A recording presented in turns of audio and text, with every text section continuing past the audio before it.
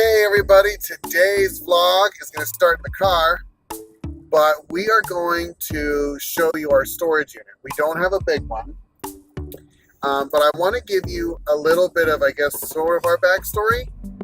I don't know how much of you guys have seen the renovation and all of season 2, and even in the renovation, we didn't talk about really the house and selling all the stuff. So we did have a 3,000 square foot house. It was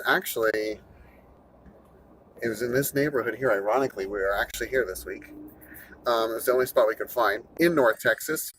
But we have a very small 5x10 storage unit, and it's not really of anything, I would say, of much value monetarily. It's mainly like personal items and stuff we can't really replace, wouldn't you say? Yeah. Like Kristen's wedding dress. Actually, that's probably your mom's, but like wedding things and pictures and stuff we don't want to have on the road, but stuff I don't know, we just couldn't get rid of either. And it's not that much. It's really not that much. There's also, I have like some suits in there, stuff I don't want to travel with, but also it just doesn't make sense to get rid of. I think, how much do we pay a month for storage? $70. And it's $70 a month. So I mean, and to be fair, when we first signed up for the storage, there was two reasons. One is to help us sell the house. We had to get some of the stuff we were keeping out of it to declutter the house. That was an important part of this house sale process. The second part was we weren't sure how long we were going to last. Yeah. And so there were like 3 or 4 kind of important household, like furniture items, really small things that we didn't want to get rid of because we know, or we think, this might not last forever. And we just were going to be really upset if we sold that, and then in 6 months or a year or even maybe 2 years, we didn't have those things. We are really not we've really detached ourselves from things, but I don't know, there's still a couple of items that have made it through. I think Kristen could really burn the whole thing and be very happy. I certainly would. I have more of a hard time with that. Okay, so I am editing this, and I'm really not happy with the audio coming out of the Owl dash cam. It was an attempt that I don't think we will reuse again. So I apologize for the relatively terrible audio through the rest of this, but it's the footage we had for today. Anyway, so that's just my short interjection as an apology to how poorly it is. It has also been a terrible time getting footage off of the Owl thing. Like, usually it's not so bad, but like today, it's been an hour of me just trying to get footage off of it with it crashing. So anyway, I'm sorry. Okay, back to it. So we finished the RV renovation, and then we decided we wanted to do it. Like, we decided this is our moment. Let's get going let's get going full time. We had decided that pretty early on in the renovation process, though, to be fair. That's true. It wasn't at the end of the renovation, and then we decided that. It was really when we first started, we could do this. We could. Yeah. And that's what geared a lot of our decisions for the renovation, because we were thinking about full-time living. But I don't feel like we made any personal like schedule, financial, subscription changes really, though, to life until the renovation was done. That's true. Yeah, because we really couldn't. No, we because weren't in a position you just have to pull the plug. Like, yeah. You got to just go. So with that process, it took us 60 days to kind of say, like, now is when we're starting, to when we were in the RV. It took us, I'd say about 60 days, because it was the beginning of, I guess it was all throughout March that we kind of toddled with the idea. Yeah.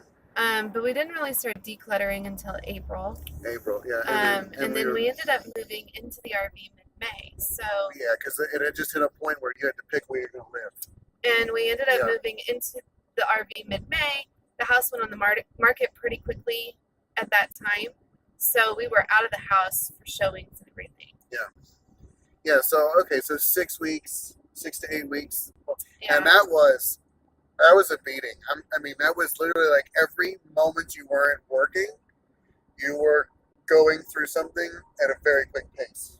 Yeah, and we really, I mean, we put most of our efforts towards that, but it was not easy, and it was exhausting. But very overwhelming. It was rewarding even in the middle of it, though. It was. Like I was like I know what my goal was. I know what this item that I'm looking at and trying to decide to keep or donate or throw away. Like I know what it's keeping me from.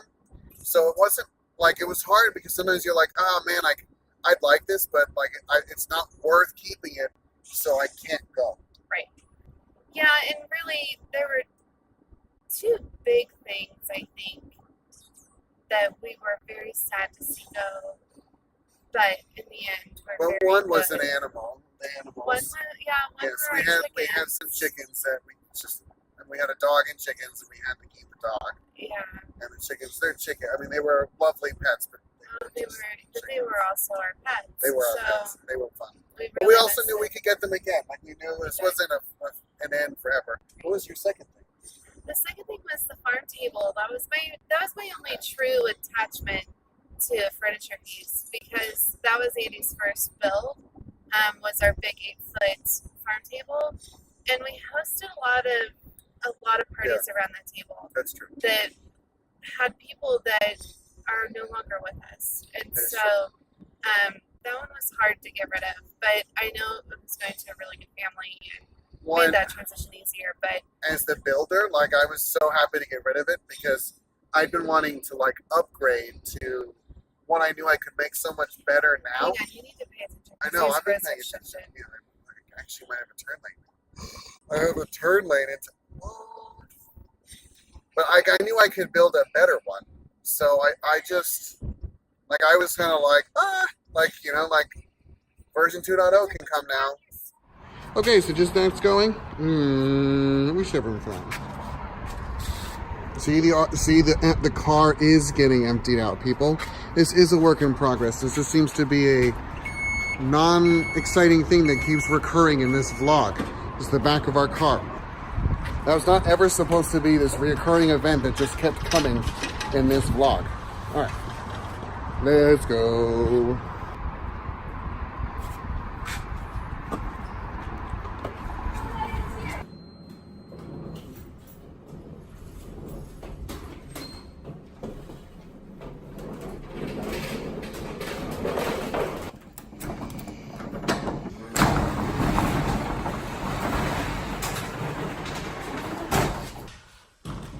And there you have it. That is the storage unit. There's so you can see like the TV right there is the back. It's really here, you know what, let me just turn this around. So there's really not that much stuff in it, and you can see it's mainly considered junk, but it is stuff that we just can't separate ourselves with. The TV I was gonna sell it and I can't get out of it what I bought. And if we ever move into somewhere, I'm going to want a TV. So I have space. We kept it. One thing, if you are doing storage units, definitely buy shelves.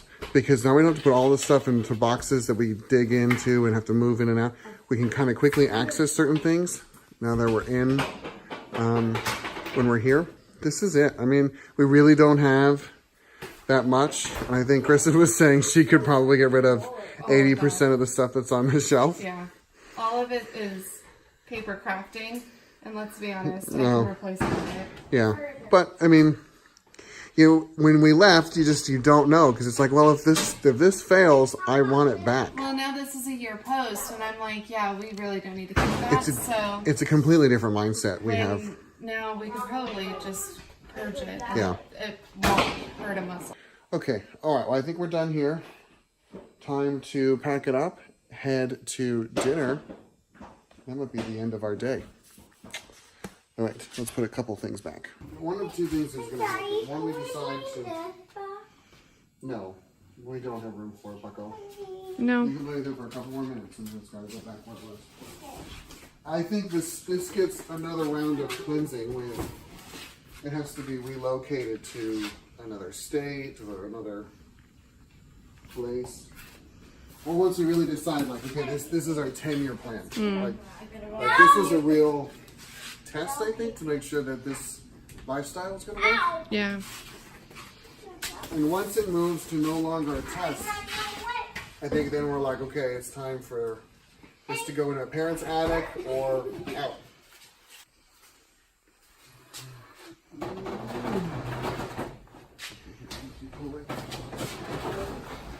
Pulling. You took it under. Took it under. Is it good?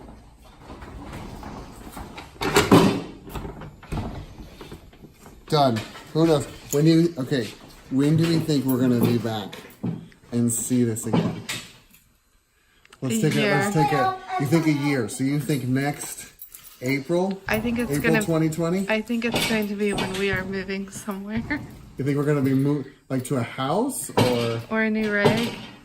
why would we come back for a new, oh, for my guitar? Yeah, there's some stuff in here that we would use in a new So we're rig. probably going to have to buy a new rig. Yeah, because you know we have to come back to buy a new rig because of the car and all that kind of stuff.